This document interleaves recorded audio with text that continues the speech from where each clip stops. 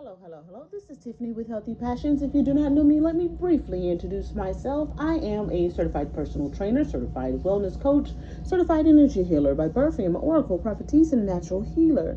Today we're going to add to our Gods of Our Enemies playlist, and we're going to switch over to a new section. So before we were doing, let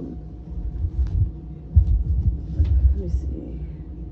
Norse gods, and now we're going to go into Greece, uh, ancient gods from Greece. So we're going to get into that.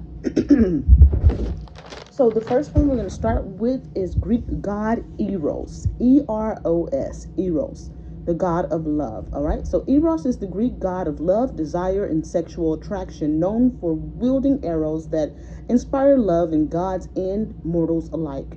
Eros' appears in Greek mythology in two forms.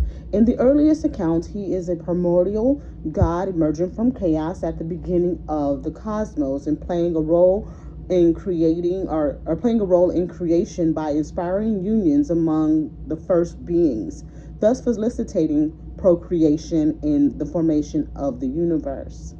Right? In later traditions, Eros was described as the son of Aphrodite, the goddess of love and beauty, sometimes fathered by Zeus, Ares, or Hermes. His brother, Antheros, the god of mutual love, and he is often associated with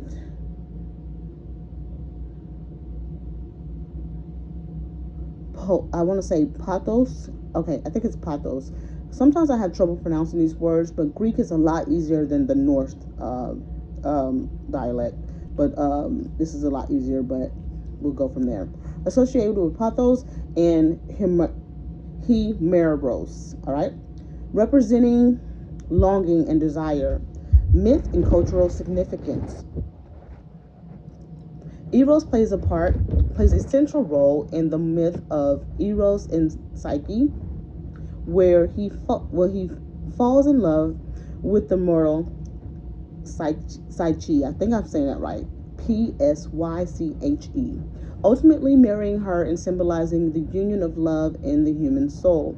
He also appears in the various myths influencing the love lives of gods and mortals, such as causing Apollo to fall for Daphne or Medea to fall for Jason. In Greek religion, Eros was worshipped in fertility cults, particularly in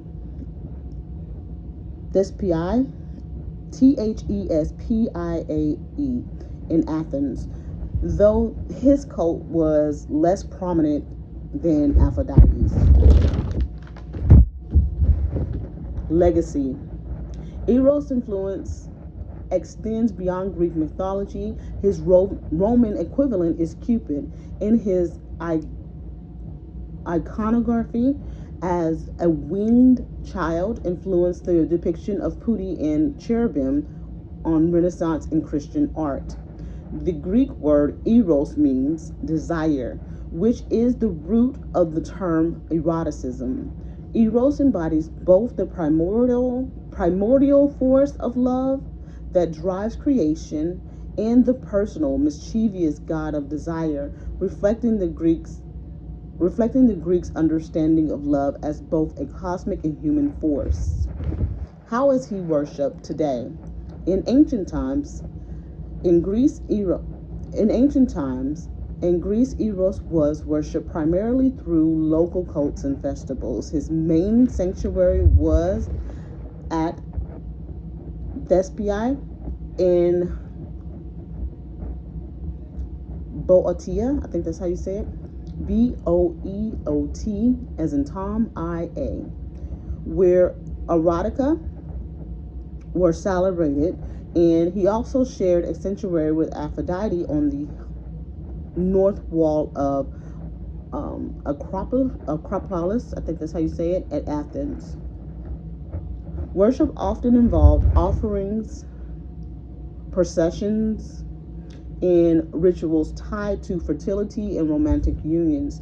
Today, there is no formal organized cult dedicated to Eros in the ancient sense.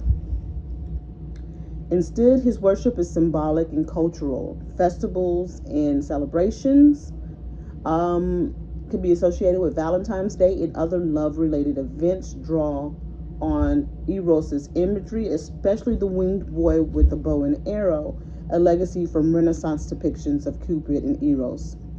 Eros also remains a recurring theme in art, music, literature, often representing passion, longing, and transformative love, or the transformative power of love. Eros is invoked in discussions of desire, creativity, and human creation or connection. Some incorporate Eros into their own practices of love, attraction, and sacredness of desire. All right. The last part of this is he an enemy of the Most High Yahuwah? Considering that Eros is actually an entity, so it's not something that was made up. I noticed that some of the gods and goddesses and deities and things like that are completely fictional, but some of them do exist, and this is one of the ones that actually exists. So, is Eros an enemy of our Father Yahuwah? Yes. So, in turn, our people. So, yes, he is an enemy of Yahuwah. Only Yahuwah is described as love in our scriptures, so that is like an imposter playing the role of or masquerading as love, but merely in our culture and from our understanding from a Hebraic text would be merely just a high level ranking lust demon. So yeah, he would be considered an enemy to our people. So let me get this out so that I can go ahead and add to the playlist.